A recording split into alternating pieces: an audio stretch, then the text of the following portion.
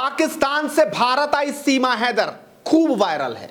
हर कोई उनके इंटरव्यूज देख रहा है, लेकिन मैं खुद सीमा हैदर का इंटरव्यू करके आया। सचिन से बात की, सवाल भी पूछे, हालचाल जाना घर का कि किस तरीके से लोग आ रहे हैं, आस पड़ोस वाले क्या कह रहे हैं वो भी सोचा, देखा और पूछा। लेकिन अब ऐसे 5 सवाल आज मैं आपके सामने रखने चाह रहा हूं जो सीमा हैदर को बताने चाहिए, जिनके जवाब देश को भी जानने चाहिए। और वहीं पूर्व डीजीपी के खुलासे ने बहुत तस्वीर क्लियर कर दी है। उनकी बात ने अब सोचने पर हर किसी को मजबूर कर दिया है। तो आज शुरुआत करते हैं और आपको दिखाते हैं वो 5 सवाल जिसको जानना जरूरी है। नमस्कार, स्वागत है आपका एडवांस इंडिया पर। मैं हूं नवीन चौहान।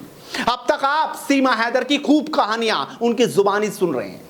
सीमा और सचिन की ये लव स्टोरी खूब वायरल हो रही है, लेकिन आज कुछ सवाल भी हैं जो इस प्यार के बीच हवा में तैर रहे हैं। वो सवाल जो सोचने पर मजबूर करेंगे कि आखिर सीमा हैदर भारत क्या ऐसे ही आ गई।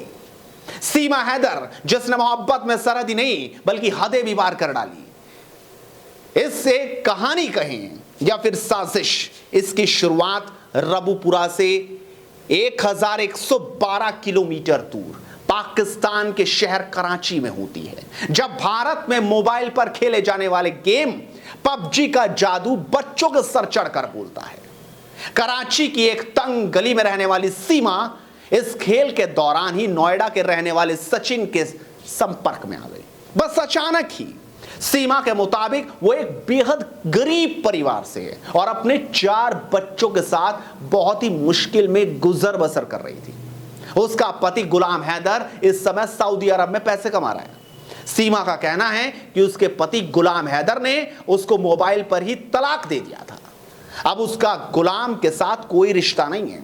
मैंने सवाल पूछा था सीमा से, हैदर के बारे में सवाल पूछा था। आप सबसे पहले ये उत्तर सुनिए सीमा का, तब आपको समझ में आएगा। हैदर को क्या जवाब देंगे? हैदर को कहूँगी जो भी हुआ है तुम्हारे कारण हुआ। अगर मैं तुमसे जुदा हुई तो तुम्हारे कारण हुई।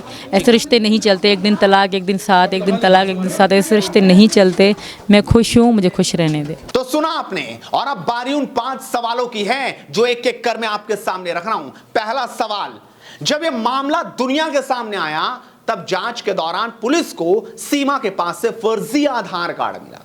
इसी आधार कार्ड को एडिट कर इसमें सीमा को सचिन का पति बता दिया गया।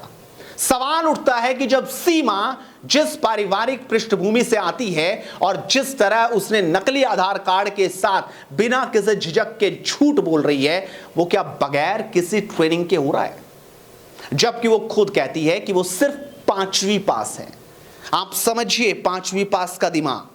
सवाल नंबर 2, पुलिस को सीमा के पास से कई मोबाइल फोन भी मिले हैं। ये मोबाइल फोन पूरी तरह से टूटे हुए हैं। एक फोन में तो पाकिस्तान का सिम भी लगा था। ऐसे में सवाल उठता है कि सीमा को इतने सारे फोन इस्तेमाल करने की कौन सी जरूरत आन पड़ी, और एक गरीब आदमी 5-5 मोबाइल फोन कैसे रख सकता है? और सवाल यह उठता है कि आखिरकार जब वो भारत आ रही थी तो पाकिस्तान का सिम उसने तोड़ क्यों दिया? हालांकि सीमा का कहना है कि ये मोबाइल उनके बच्चों के हैं जो इन्हें कराची में इस्तेमाल करते थे। छोटे छोटे बच्चे हैं वो। क्या कोई छोटा बच्चा अपना पर्सनल मोबाइल रखता है क्या? आप जरूर सोचिएगा। तीसरा सवाल, इस लव स्टोरी में एक सवाल यह भी उठता है कि आखिर एक सामान्य सी महिला को पबजी खेलने और उसके जरिए किसी से बात करने की समझ कहां से आई? सीमा और सचिन ने पुलिस को जो कहानी बताई उससे यह तो साफ है कि सीमा को टेक्नोलॉजी और फोन का इस्तेमाल करना बेहद अच्छे से आता है। इसके बारे में वो बखूबी जानती है। सवाल नंबर 4, पुलिस को इस बात का भी शक है कि पाकिस्तान से भारत में घुसने तक का सफर सिर्फ सचिन और सीमा अकेले ही नहीं कर सकते। उनके साथ इस प्लान में और भी लोग शामिल हो सकते हैं।